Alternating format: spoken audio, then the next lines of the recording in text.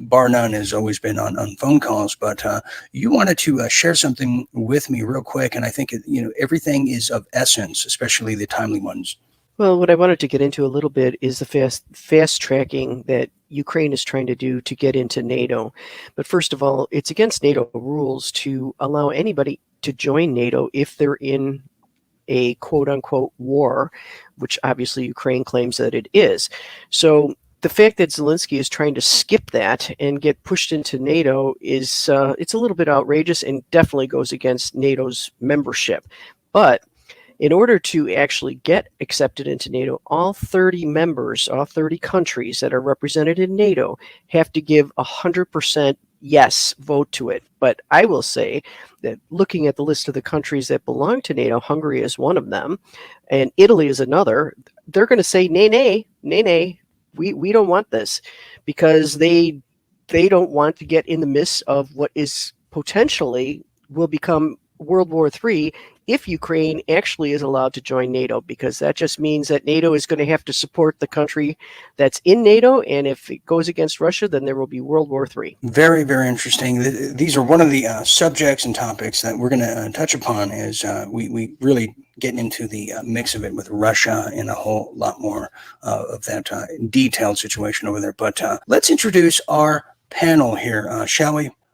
All the way from the land of Australia, the land down under, all the way down there. A lot of the viewers who watch World at War or the after parties or the Saturday night live streams know him as DurtyQ.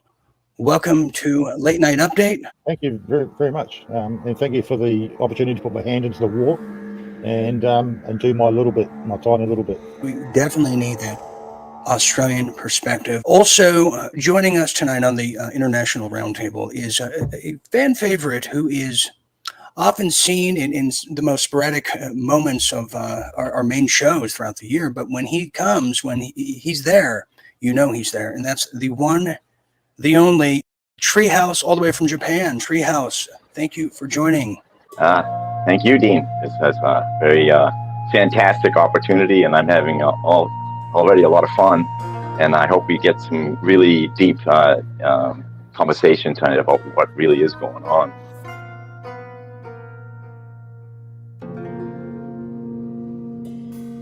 All right, thank you everyone for joining me here tonight. I think this is one of the most important shows that Real Deal Media has to offer for the year, this entire year, really.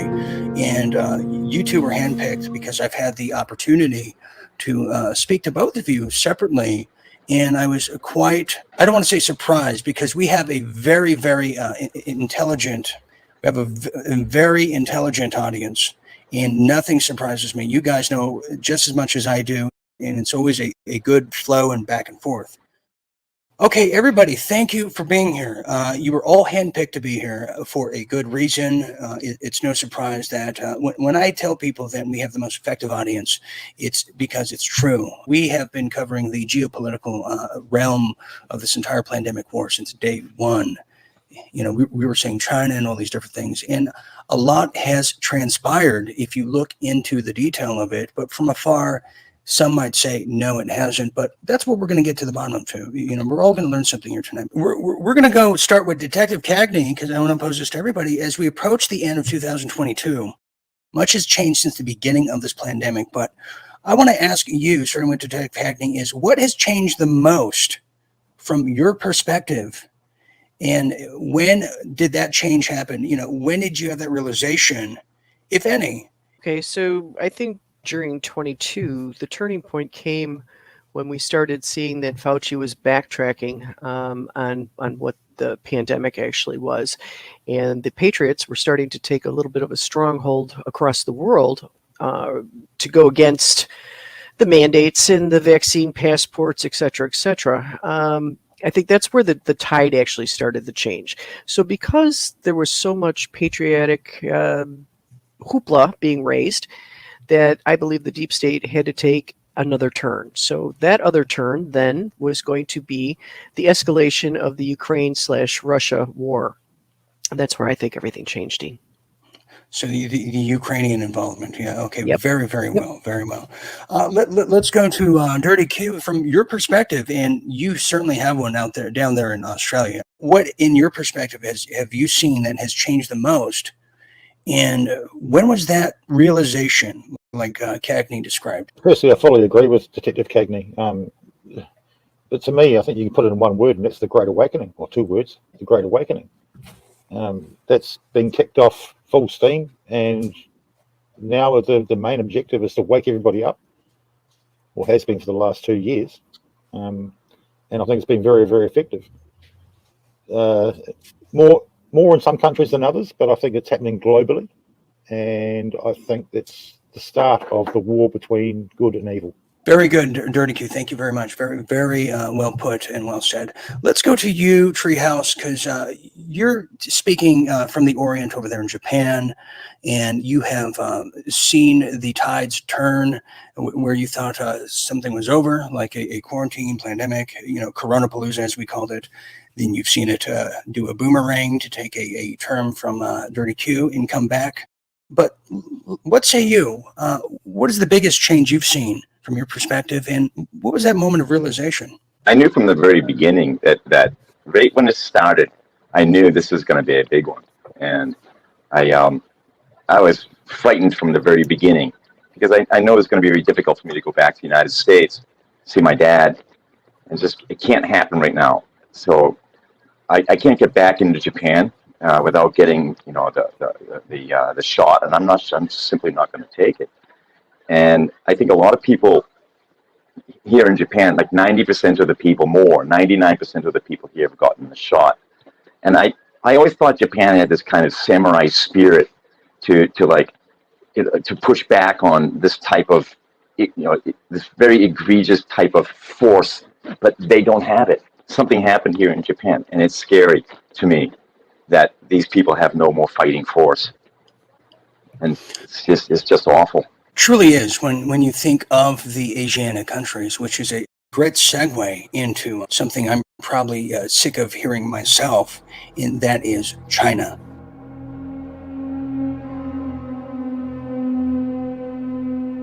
China. You cannot talk about the pandemic. You cannot talk about pretty much anyone's country at this point in time without talking about the red, yellow elephant in the room, and that's China. Here it is, China. Both countries, Australia and Japan, and even Hungary, they've had China's overreach really take precedence in their country in one form or another. We witnessed early in 2020 the attempted land grabs throughout the Orient, especially the South China Sea. And currently, we're on the brink of this world war calamity that we all can feel and see, read in the headlines. It really is a driver of the news cycle, no doubt about it. Where do we see China's influence progressively growing at this point in time? Do we see it progressively growing at this point in time? Or do we see the influence of China diminishing by the month, by the week, if not less? What say you, Detective Cagney? I think we have to separate China into two territories. We have to say whether it's the CCP or whether or not it's Xi. Throughout the world, though, currently there's, 20, 30, 40 police stations that have been built by China. Don't ask me how this was done. There's actually supposed to be one in Budapest, and I'm going to have to look into that a little bit more closely.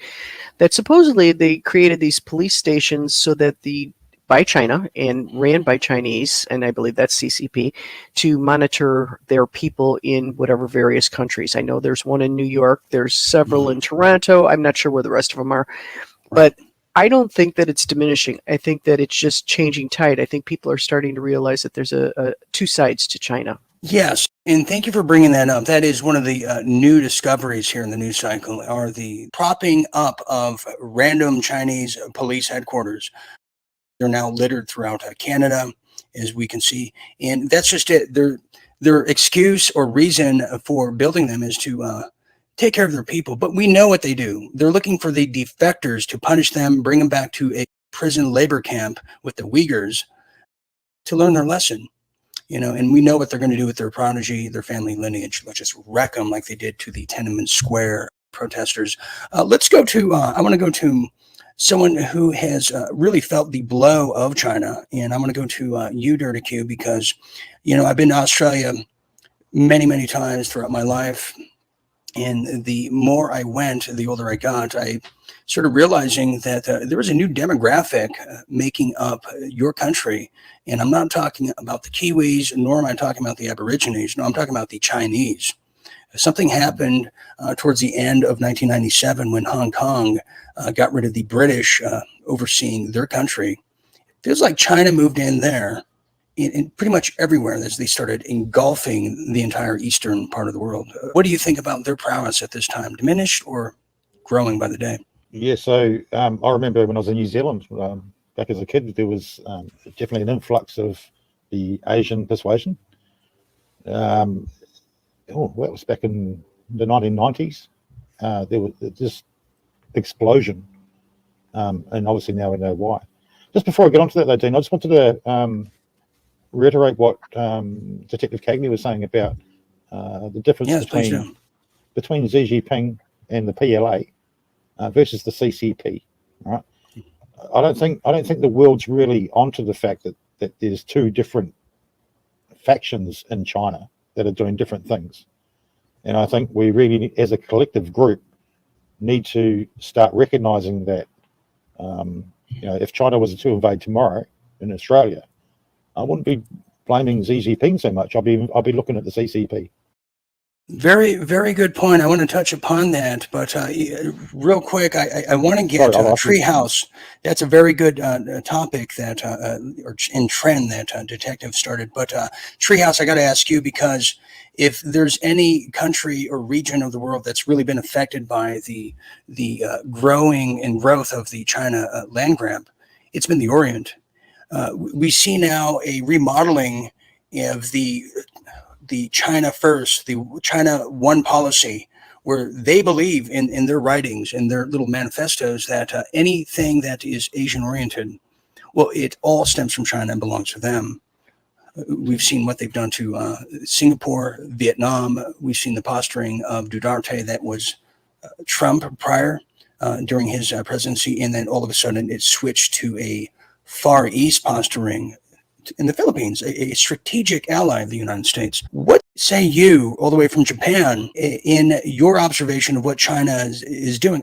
There's no progression. Japan's not worried about China. And Japan's alliance with the U.S. military is so tight that there's no reason for Japan to worry. I don't see anything that Japan's worried about when it comes to China.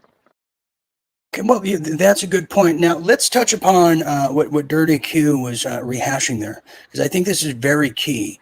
When you say, just in terms of the United States, when you say conservative, for example, people will, for the longest time, equate you to, oh, you're like George Bush, or Dick Cheney.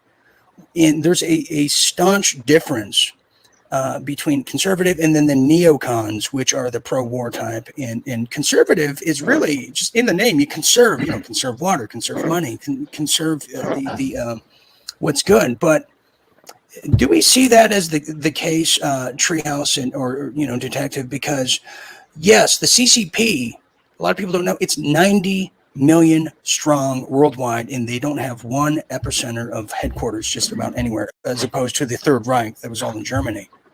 Who are we fighting here?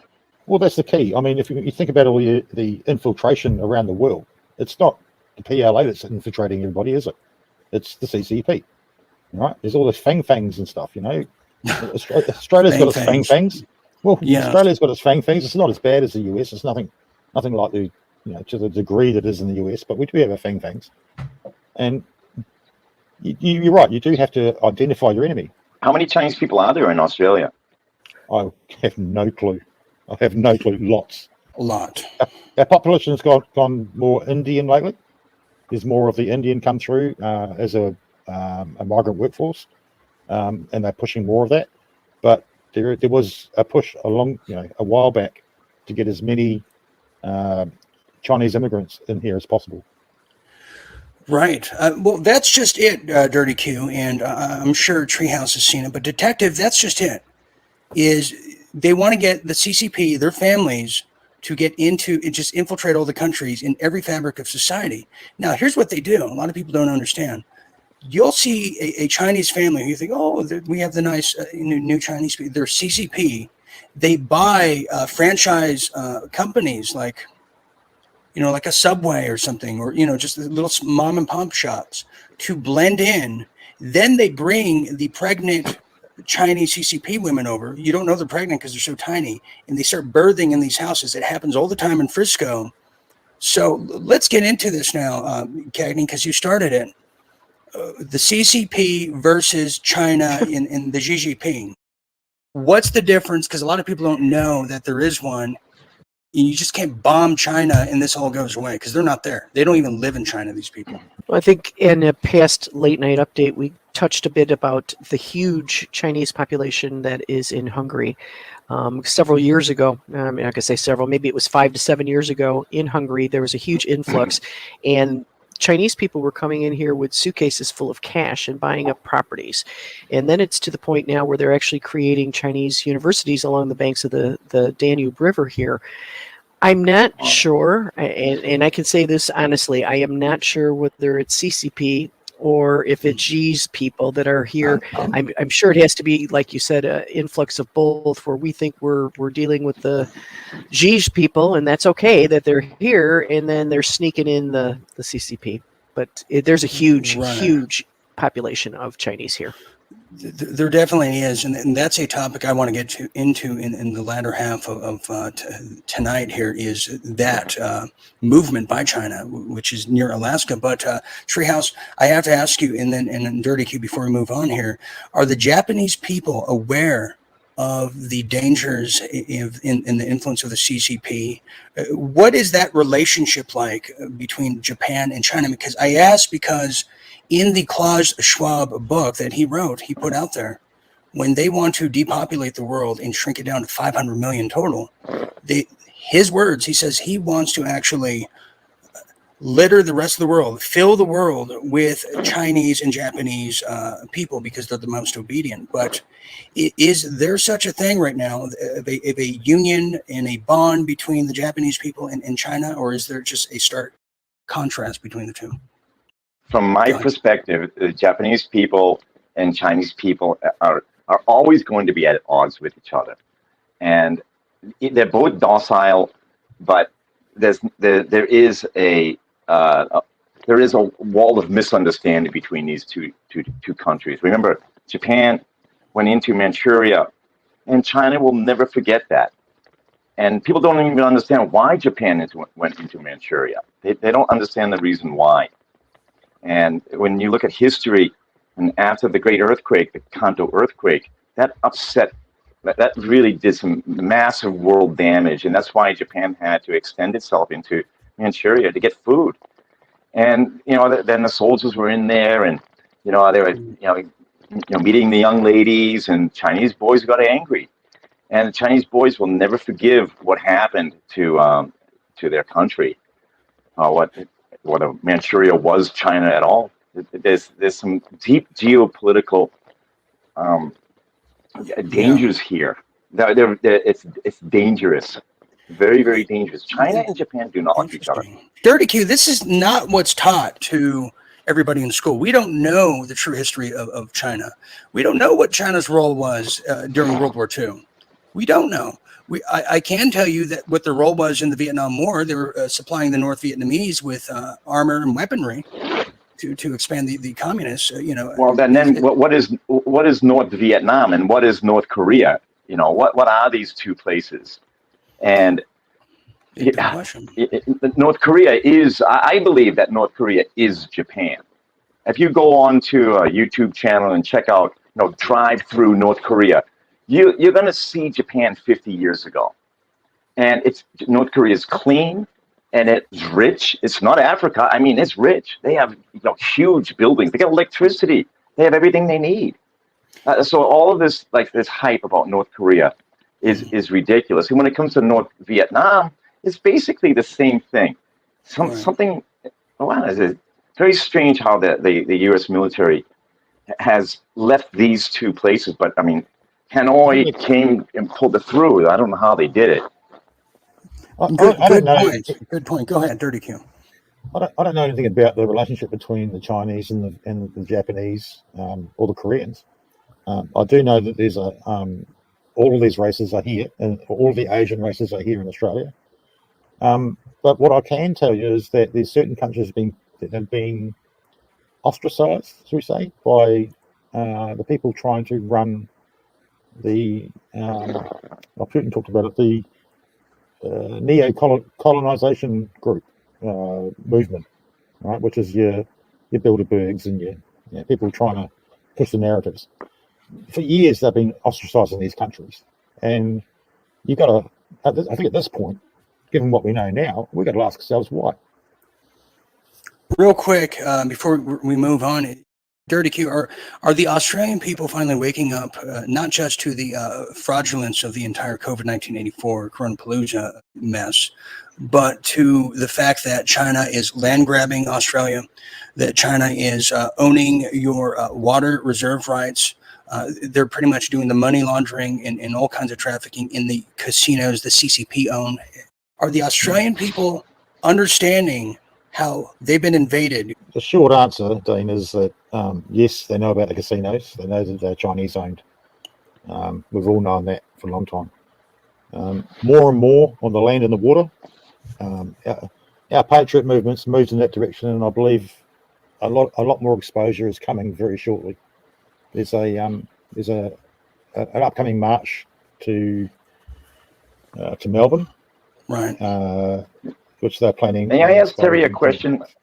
Terry, may I ask you a question? Sure. Go ahead. My question is very simple. When you're outside and I guess you're in Melbourne, okay? So when you walk outside, do you actually see Chinese people? Yeah, absolutely, every day. I'm not in Melbourne. I'm in Perth. I'm in Western Australia. So you're in Perth, okay? Yeah. Okay. But yes, absolutely. Even in Perth, you walk down the street, so like 1 out of every 10 people, 1 out of every 100 people, 1 out of 1,000 people are going to be Chinese. What do you think is the number? Well, that's a good question. What is the ratio? Specifically Chinese or Asian? Because there's a lot of different Asian.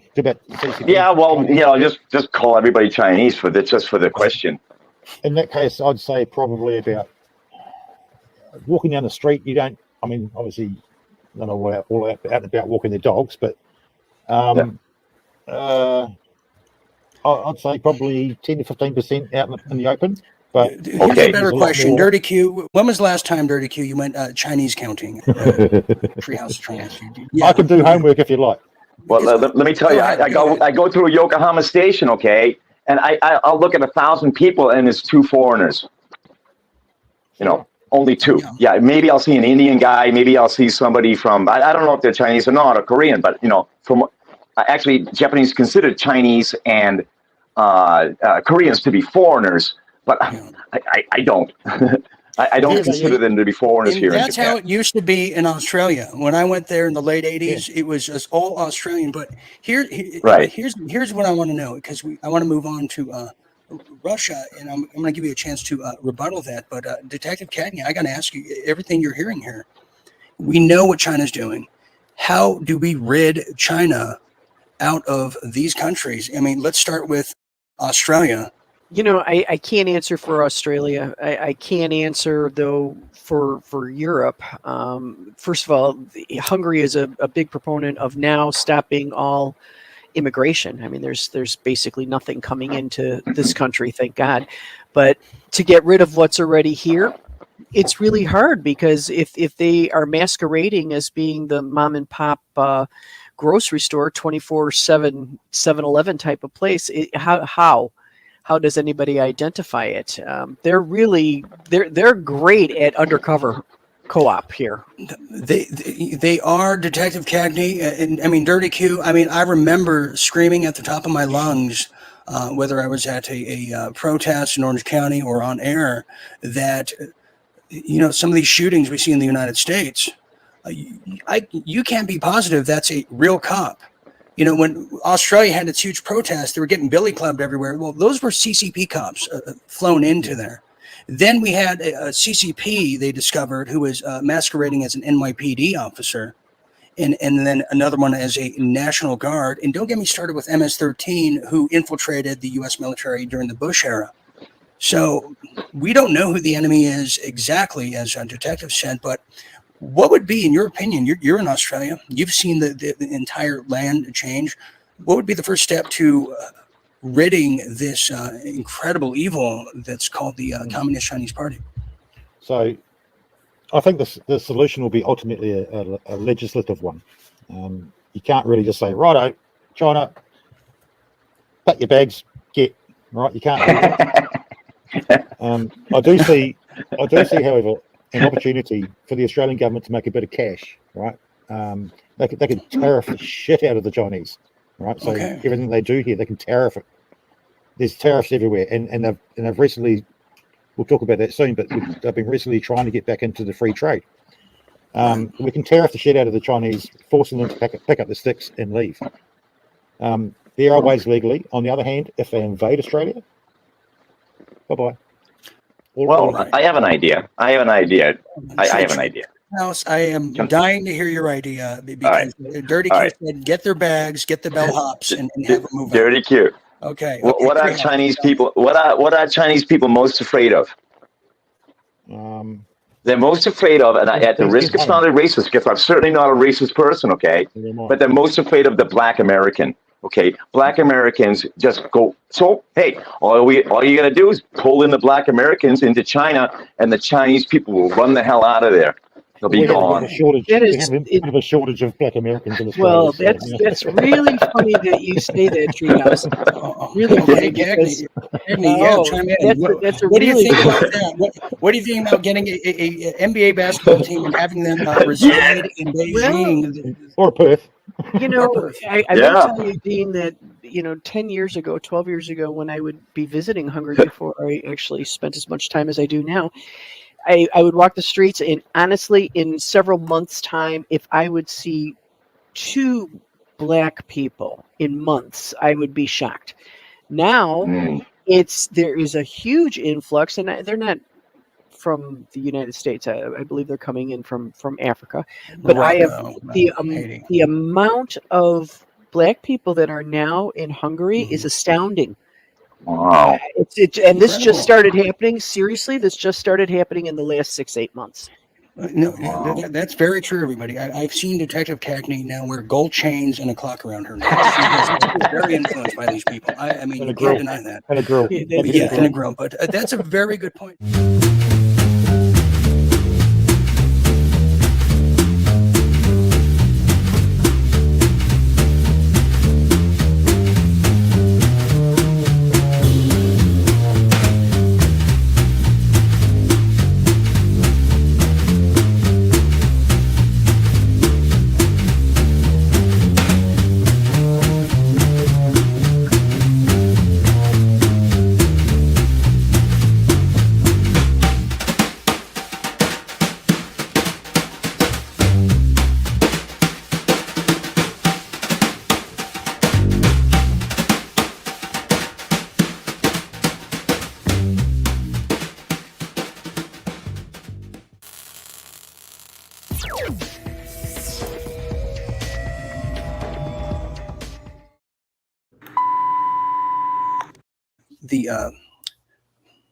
It's very early for me.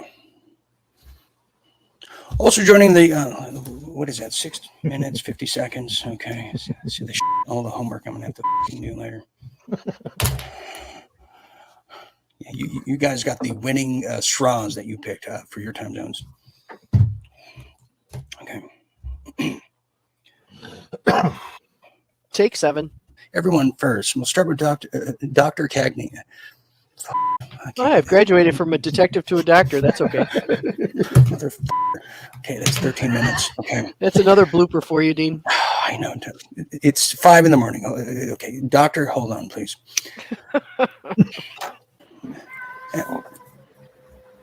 Yes, absolutely. Okay, let's mark that down. 8 minutes. I heard a cat somewhere. I'm hearing a cat. Sorry, I'm having it sorted out right now. So yeah.